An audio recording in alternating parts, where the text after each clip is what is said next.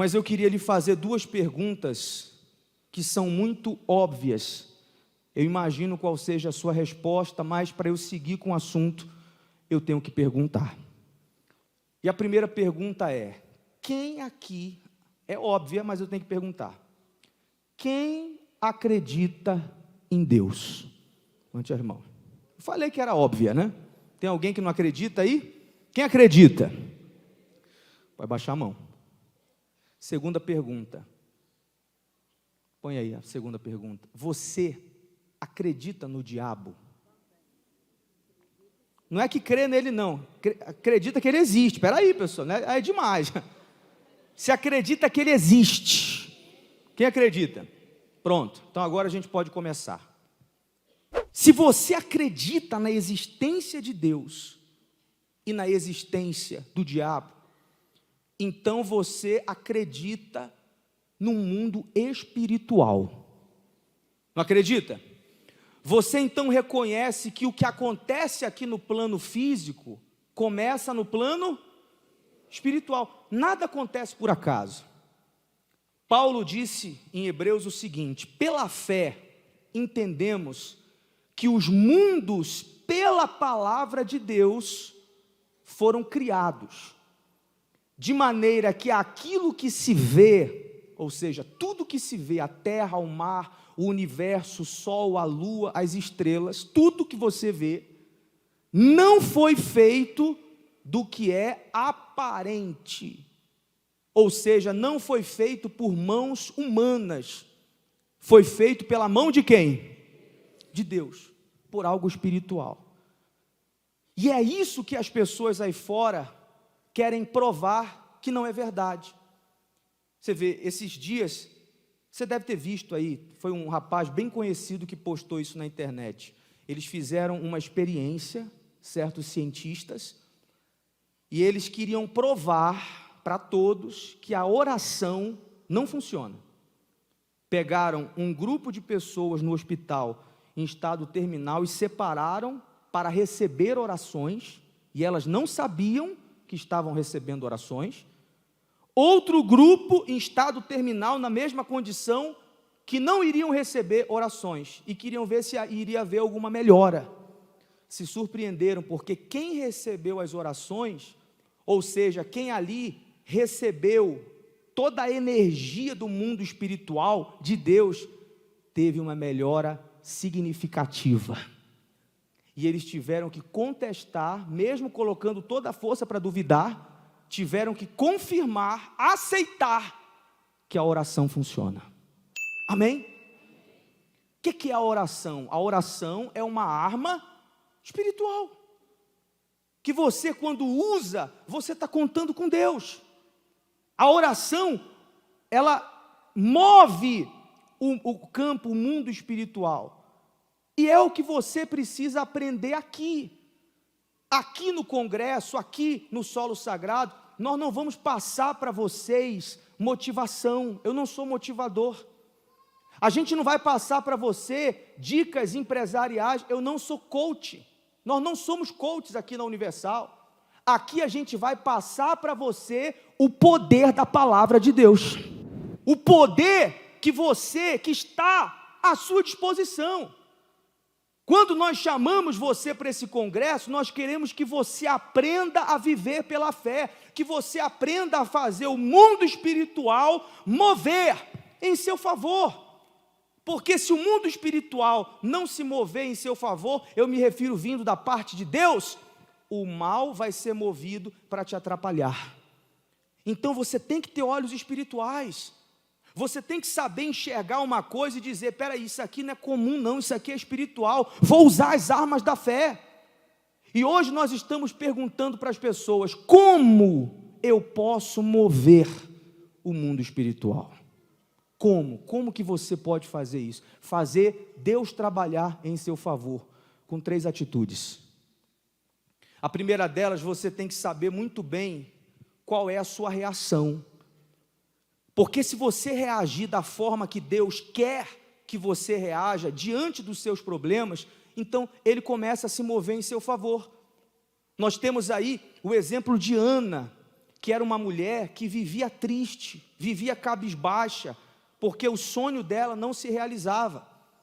O sonho de Ana era ter um filho. E a Bíblia diz que naquela época, se podia ter duas mulheres, o marido dela tinha outra mulher, Penina, que vivia irritando ela.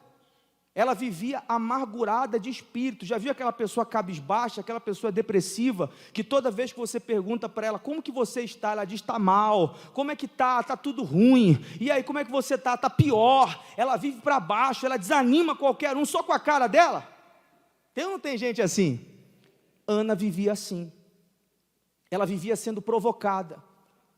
A Bíblia diz, põe aí, por favor, sempre que Ana subia à casa do Senhor, e olha o detalhe aí, ó, tudo indica que Ana é como se fosse a gente hoje.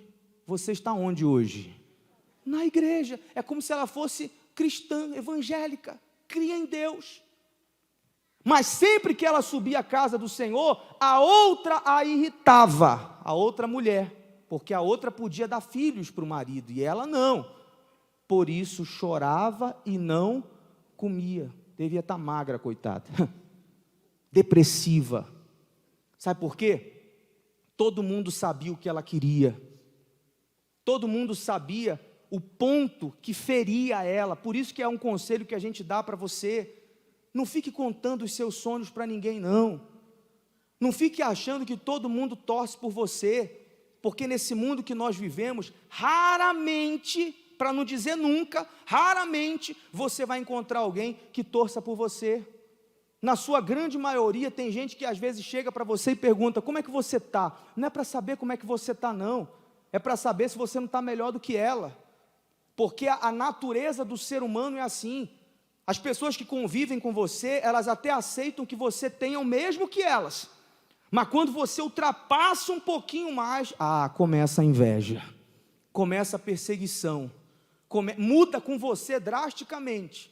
Se você um dia venceu, conquistou alguma coisa a mais, você sabe do que eu estou falando. As pessoas mudaram com você, porque elas não aceitam que você tenha mais do que elas.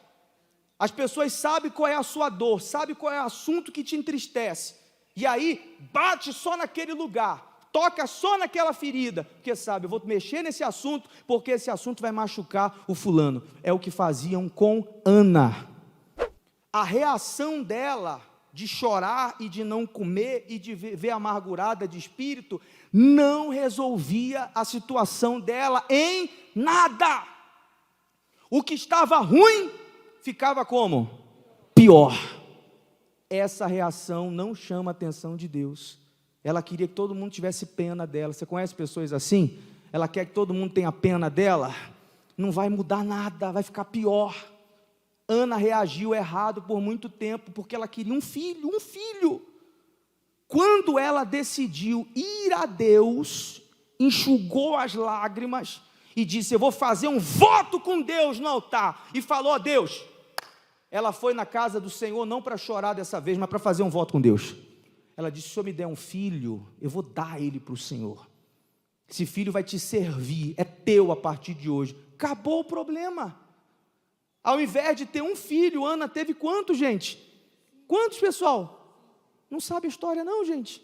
5. E um deles era Samuel, o grande profeta Samuel. Acabou o problema. Porque ela, ao invés de chorar, ela reagiu da forma certa. Foi a Deus. Então esse Deus está à sua disposição. Eu sei que acontecem situações na nossa vida, às vezes, que dá vontade de quê, pessoal? De chorar. Não resolve. Inclusive, é um voto que eu faço com vocês a partir de hoje. Se você crer, você vai fazer esse voto. A partir de hoje, você não vai confessar mais derrota. Se alguém perguntar para você, como que você está? Você vai encher a boca e você vai dizer, estou muito bem, graças a Deus. Faça igual um rapaz que eu conheci uma vez, num lugar que eu morei, eu subia no elevador e sempre encontrava ele. Eu gostava de encontrar ele, porque eu perguntava, bom dia, como é que o senhor está? Ele, eu estou muito bem, com tendências a melhorar. É isso aí, eu gostei dele. Então tem que ser assim, quando perguntar, ainda que deu errado, você não vendeu o que era para vender, ou você acordou e nem um cachorro balançou o rabo para você. Como é que você está? Como é que o senhor está? Estou muito bem, com a tendência de melhorar. É isso aí. Estou muito bem, com a tendência a melhorar. Ah, mas eu estou mentindo se não está bem. Não, você está profetizando. Eu estou lhe ensinando a usar as armas da fé. Se você crê, vai nessa fé. Se você não crê, eu não posso fazer nada. Eu estou dizendo para você o que funciona. Vai a Deus. Ele tem a sua disposição. Faz um voto com Deus. E fala, ó Deus, eu não vou ficar chorando não. Eu não vou ficar contando para os outros, falando, tem pena de mim, me ajuda, coitadinho de mim. Não resolve, piora. Vá a Deus que você vai mudar de vida. Primeira atitude que faz o mundo espiritual se mover em seu favor, reagir na fé. Amém, pessoal? Não com o coração, mas com a mente. Segunda coisa, atitude. Já aproveitar que o rapaz falou aqui, né? A palavra que o bispo deu aqui semana passada de Neemias. Neemias foi um homem de atitude. Ele estava diante de um desafio. Ele não tinha como reconstruir os muros de Jerusalém, porque as pedras tinham virado pó, ou seja, era impossível. É como querer construir uma casa sem tijolo. A maioria dos tijolos virou pó. Virou pó. O que ele fez? Ele não se intimidou diante disso. Se era para construir, ele começou a construir, porque ele sabia com quem ele tinha uma aliança. Ele tinha uma aliança com quem? Ele estava reconstruindo aquele muro em obediência a quem? Então que Deus se encarregasse de dar as pedras, de dar os muros, de dar todo o material para ele. E ele começou a construir. Com uma mão ele construía, com a outra mão ele lutava. O que era para construir em média de 2 anos, se tivesse pedras, ele reconstruiu em 52 dias. Mas porque ele foi um homem de quê? De atitude. É o que você tem que ser. Ah, mas eu não tenho material, eu não tenho o dinheiro, eu não tenho o produto para começar aqui a minha empresa, eu não tenho isso, eu não tenho aquilo. Meu amigo, dá o primeiro passo. O resto, Deus vai se encarregar. Você dá o primeiro passo, você põe o pé, depois Deus vai colocar o chão para você pisar. Mas Ele vai ter que honrar, porque você é uma pessoa de atitude. Amém, gente? Olhe para quem está do seu lado e diga, seja de atitude. Ah, mas se der errado, eu digo para você, e se der certo? E aí, se der certo? Então eu prefiro contar e crer que vai dar certo. Reação, atitude, põe o terceiro aí. Qual o terceiro? Confiança. Isso é muito legal, pessoal, isso é muito bacana.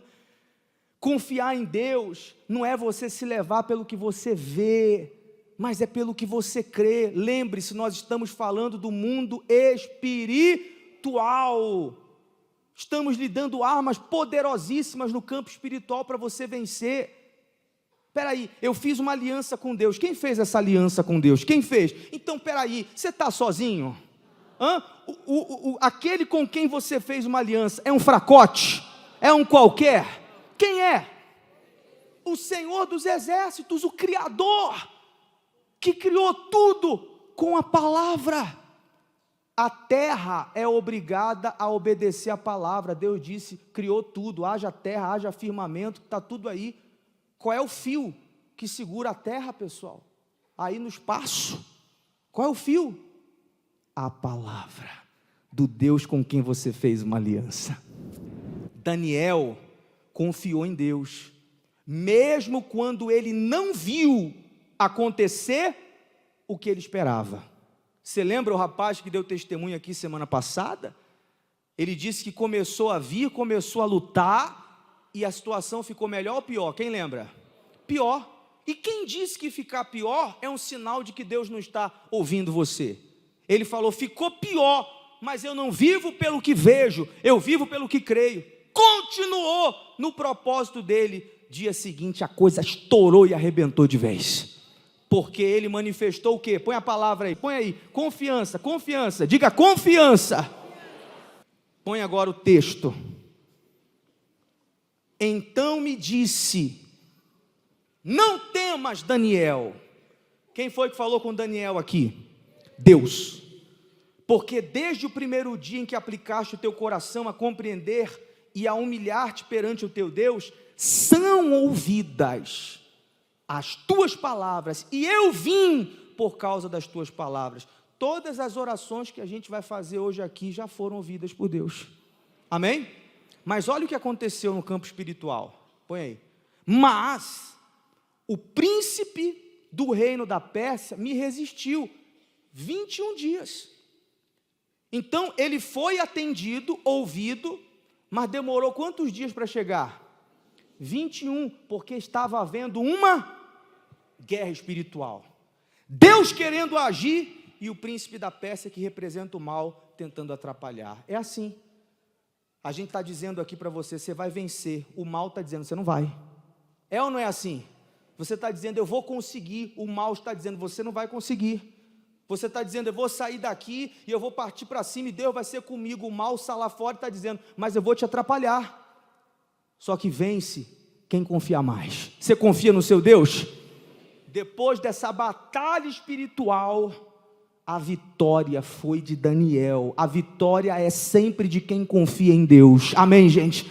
Então, se você quiser, você vai aplicar essas 3 palavras na sua vida: reação de fé, confiança e atitude.